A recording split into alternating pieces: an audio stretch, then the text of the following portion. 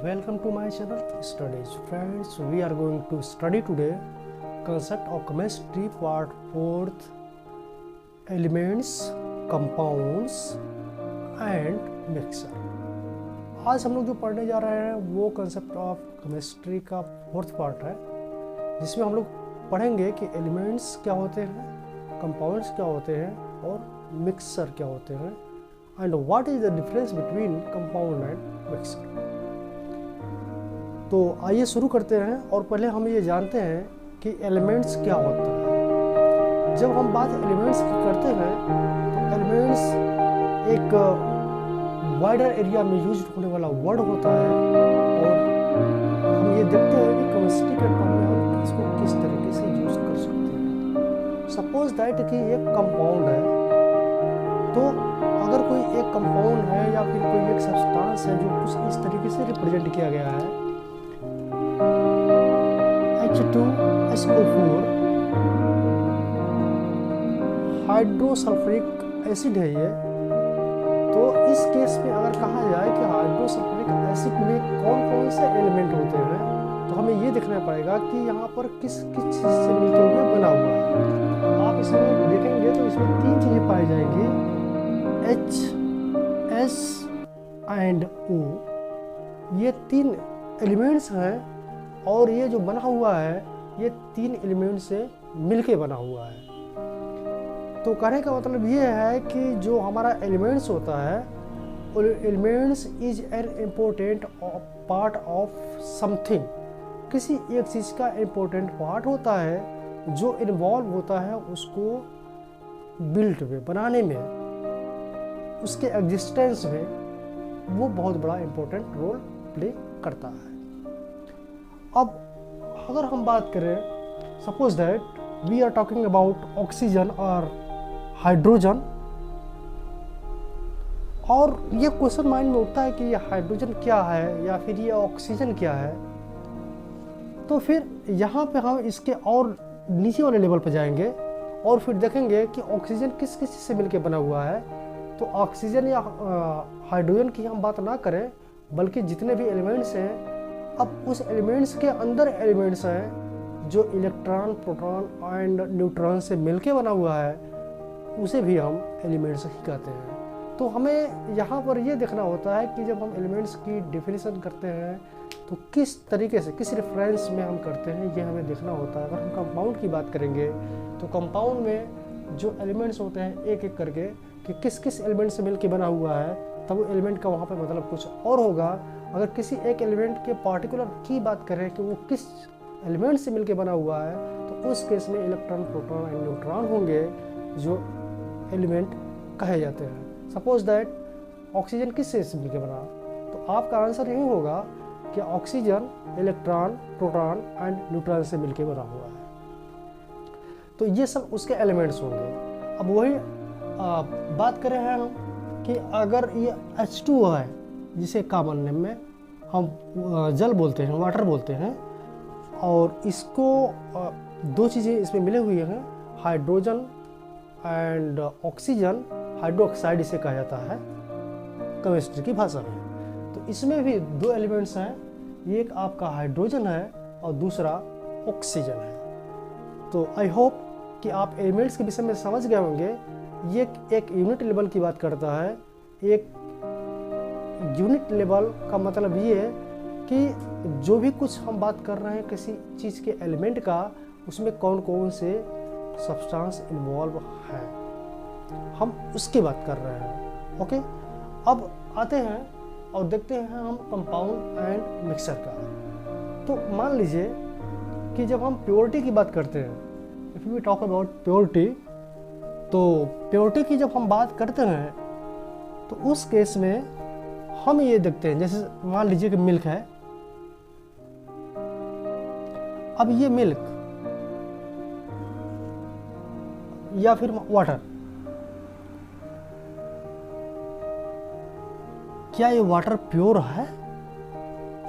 Purity की बात तब होती है जब कोई किसी एक एलिमेंट से मिलके बना हो। जैसे डायमंड, जब हम डायमंड की बात करते हैं तो डायमंड कार्बन से मिलके बना होता है। ओके, तो इस तरीके से हम देखते हैं कि हम कह सकते हैं साइंस की भाषा में कि जो डायमंड है वो प्योर है, लेकिन क्या वाटर प्योर है? यहाँ पर प्योरिटी कॉमन लैंग्वेज में एक अलग चीज़ होती है। प्योरिटी का यहाँ पर सेंस ये होता है कि इज़ दिस ड्रिंकेबल, क्या हम इसे पी सकते हैं या इसमें कुछ मिक्सअप किया गया है। अगर हम साइंस की अगर साइंस की बात करें तो साइंस की भाषा में हम इस वाटर को H2O यानी हाइड्रोजन और ऑक्सीजन का मिक्सअप है ये, तो आप इसे प्योर कैसे कह सकते हैं? प्योरिटी का मतलब होता है कि किसी एक चीज़ के लिए। लेकिन अगर हम कॉमन लैंग्वेज में आए तो हमें पता है कि जो वाटर है, वाटर का स्टैंडर्ड होता है हाइड्रोजन एंड ऑक्सीजन। इसके अलावा अगर उसमें कोई इनक्रिप्ट करता है, कोई उसमें चीज़ डाला जाता है या पड़ जाता है, तब वो मिक्सर कहलाता है। तो मिक्सर का मतलब ये होता है कि जो भी कोई सब्सटेंस है जो अननेसेसरी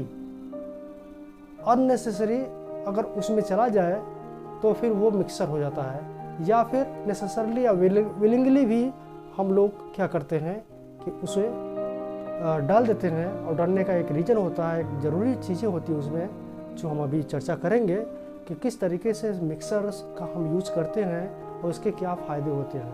अब हम जैसे मिक्सर की बात करें यहाँ पे, तो आइए हम पहले देख लेते हैं कि ये जो मिक्सर होता है ये प्रोपोर्शनल हर जगह जो नहीं होता ये, बल्कि ऊपर से डाला हुआ चीज़ होता है और ये केमिकली बॉन्डेड नहीं होता है, ये फिजिकली बॉन्डेड होता है। जैसे वाटर में अगर हम नमक मिला दें तो वो पूरी तरीके से घुल जाता है और उसमें मिल जाता है, तो वहाँ पे वो मिक्सर है, क्योंकि वहाँ पे फिजिकली वो क्या क्या हुआ है, मिक्सअप हुआ है।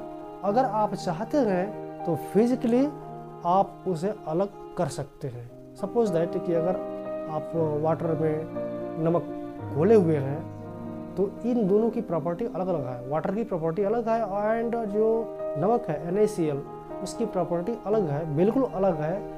वाटर में NaCl जैसे ही पड़ता है वो फिजिकली रिएक्ट करता है, फिजिकली रिएक्शन होता है उसका।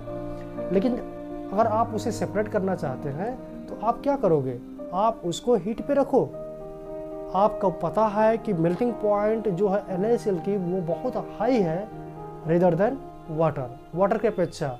तो जब हम हीट करते हैं तो वाटर पहले ही क्या करेगा, वो गैस बन के उड़ जाएगा और जो बचेगा वो केवल नमक बचेगा, यानी NaCl बचेगा।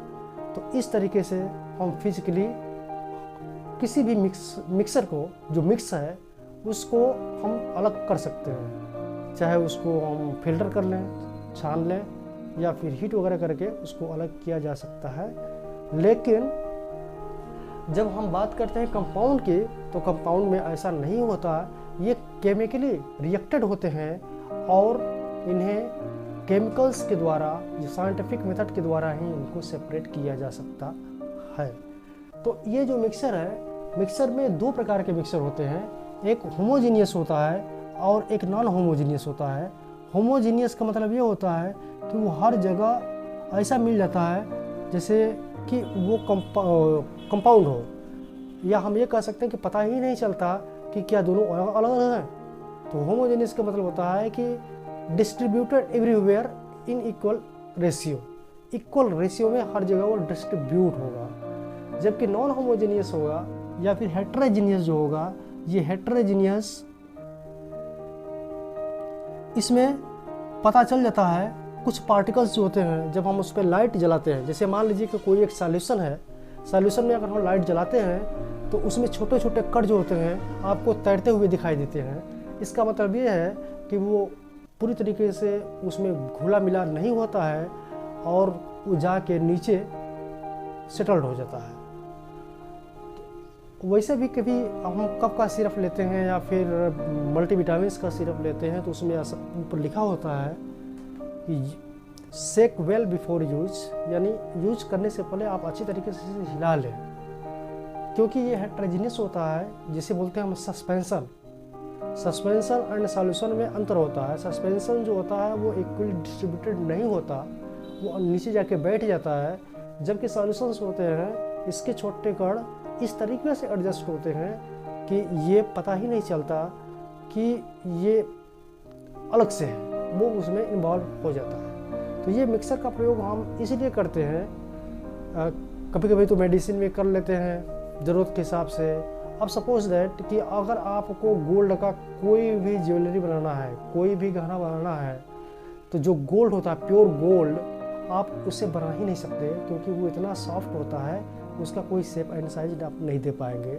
ठीक उस तरीके से, जिस तरीके से केवल खोआ से आपको गुलाब जामुन बनाना हुआ, तो ये बड़ा मुश्किल काम है, उसमें हमें कुछ न कुछ मिक्सअप करना होता है। ठीक उसी तरीके से गोल्ड में भी हम क्या करते हैं, मिक्सअप करके ही उसकी गहना या ज्वेलरी बनाते हैं। अब ये जो होता है, अब ये देखते हैं कि कितना हम मिक्सअप करते हैं उसमें। अगर बहुत ज़्यादा मिक्सअप हुआ होता है तो वो 18 कैरेट तक आता है, और प्योर होता है तो 22 कैरेट तक आता है, मतलब बहुत कम मात्रा मिक्स किया गया हो तो। और 100% प्योर गोल्ड है तो 24 कैरेट होता है।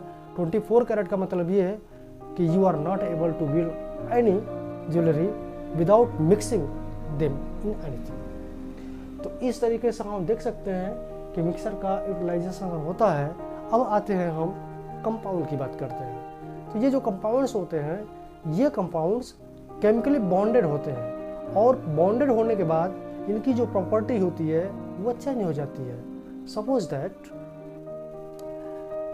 मान लीजिए कि एक यहाँ पर कार्बन है और यहाँ पर एक ऑक्सीजन है, तो कार्बन और ऑक्सीजन में क्या डिफरेंस, एंड ये कार्बन कैसे हुआ कि ऑक्सीजन कैसे हुआ? क्या ऑक्सीजन के जो इलेक्ट्रॉन्स, प्रोटॉन और न्यूट्रॉन्स होते हैं, क्या वो अलग होते हैं कार्बन के इलेक्ट्रॉन, प्रोटॉन और न्यूट्रॉन से? This is your questions. ये आपका क्वेश्चंस है, आपके माइंड में घूम रहा होगा कि क्या कार्बन के जो इलेक्ट्रॉन्स, प्रोटॉन और न्यूट्रॉन्स हैं, वो ऑक्सीजन के इलेक्ट्रॉन, प्रोटॉन, न्यूट्रॉन से क्या वो अलग हैं? अगर अलग नहीं है तो फिर कार्बन और ऑक्सीजन कैसे अलग हुआ? ये क्वेश्चन की बात है। बहरहाल हम आते हैं कंपाउंड पे।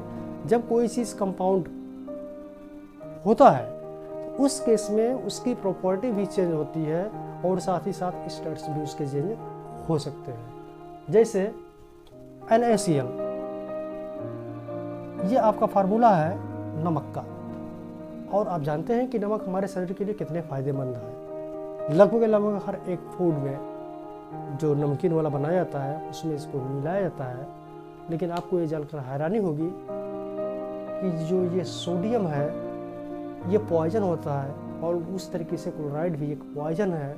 अगर दोनों को अलग अलग कर दिया जाए और आप अगर इसको टेस्ट करते हैं, सोडियम को या क्लोराइड को, तो फिर आप खतरे में पड़ सकते हैं। लेकिन जैसे ही ये रिएक्ट किया एक दूसरे को, उस तरीके से ये आपका खाने वाला नमक बन गया और आपके लिए ये फायदेमंद हो गया। तो ये जो कंपाउंड्स होते हैं ये फिजिकली जाके नहीं मिलते, बल्कि ये केमिकली मिलते हैं। दो अलग अलग प्रॉपर्टी के कोई भी अगर सब्सटेंस है, अगर वो केमिकली रिएक्ट होता है तो वो कंपाउंड बनने के बाद उसकी प्रॉपर्टी चेंज हो जाती है। हम आगे देखेंगे कि ये कंपाउंड किस तरीके से होता है नेक्स्ट वीडियोज में। लेकिन थोड़ी सी यहाँ पर हम आपको हिंट दे देते हैं कि ये जो कंपाउंड्स होते हैं आखिर होते कैसे हैं, और होने पर इनके प्रॉपर्टी में चेंजिंग कैसे आ जाती है, हम ये जानने की कोशिश करेंगे। तो आइए देखते हैं कि किस तरीके से जो हमारे एलिमेंट्स होते हैं वो एलिमेंट्स कई फॉर्मेट में आते हैं अकॉर्डिंग टू देयर प्रॉपर्टी के अकॉर्डिंग वो कई फॉर्मेट में आते हैं। जैसे मान लीजिए हम ऑक्सीजन ही ले लें, ऑक्सीजन लेते हैं ऑक्सीजन, तो ऑक्सीजन में के सेंटर में न्यूक्लियस होता है, और इस न्यूक्लियस में न्यूट्रॉन और प्रोटॉन बंधे होते हैं। और इसके थोड़ा सा बड़ा कर लेते हैं, ऑक्सीजन के सेंटर में न्यूट्रॉन और प्रोटॉन बंधे होते हैं, और बाकी किनारे किनारे जो होते हैं इलेक्ट्रॉन मूवमेंट में होते हैं। हम इसको डिटेल में देखेंगे जब हम देखेंगे कि केमिकल बॉन्डिंग कैसे होती है और कितने प्रकार की होती है, और फिर आगे हम ये भी देखेंगे कि स्ट्रक्चर ऑफ एटम कैसा होता है, और किस तरीके से कॉन्फ़िगरेशन होता है इलेक्ट्रॉन्स का, हम यहाँ पर थोड़ा सा केवल हिंट देना चाहते हैं कि जो कंपाउंड होता है वो बनता कैसे है और बनने के बाद उसकी प्रॉपर्टी चेंज कैसे होती है। तो यहाँ पर आप ये देख सकते हैं कि जब ऑक्सीजन की बात करते हैं हम, तो ऑक्सीजन में 3 चीज़ें पाई जाती हैं। एक आपका इलेक्ट्रॉन है, एक आपका प्रोटॉन है और तीसरा आपका न्यूट्रॉन है। तो इलेक्ट्रॉनों की जो संख्या होती है वो होती है 8, प्रोटॉनों की संख्या भी होती है 8 और न्यूट्रॉनों की संख्या भी लगभग 8 ही होती है, क्योंकि 8 8 16 उसका जो एटॉमिक मास होता है वो 16 होता है। बहरहाल यहाँ पर जो न्यूट्रॉन है ये न्यूट्रल होता है, मतलब ये चार्ज नहीं होता, ये कोई रिएक्शंस नहीं करता किसी चार्ज पार्टिकल के साथ। लेकिन हम बात करते हैं इलेक्ट्रॉन और प्रोटॉन की, तो इलेक्ट्रॉन 8 होते हैं और प्रोटॉन भी 8 होते हैं, जब तक कि हम कोई एक्सटर्नल फोर्स या कोई भी ऐसा एक्टिविटी उसके साथ ना करें जिससे वो अनबैलेंस हो। ओके, तो इस केस में इलेक्ट्रॉन भी 8 है, प्रोटॉन भी 8 है और न्यूट्रॉन भी 8 है ऑक्सीजन के लिए, और कार्बन का जो इलेक्ट्रॉन होता है वो 6 का होता है। तो हम बात करते हैं ऑक्सीजन की। अब ये कैसे, इनका जो ऑर्बिट्स होता है वो ऑर्बिट्स इस तरीके से, पहले वाले ऑर्बिट में 2 होते हैं और दूसरे वाले ऑर्बिट में 8 होते हैं। 8 होते हैं, लेकिन 1 2 3 4 5 6 पे फिलअप हो रहा है, 6 हो गया और पहले वाले में 2 हो गया। लेकिन आउटर मोस्ट लास्ट वाले में हमें 8 चाहिए, लेकिन हो कितना रहा है 6, पड़ रहा है कम 2।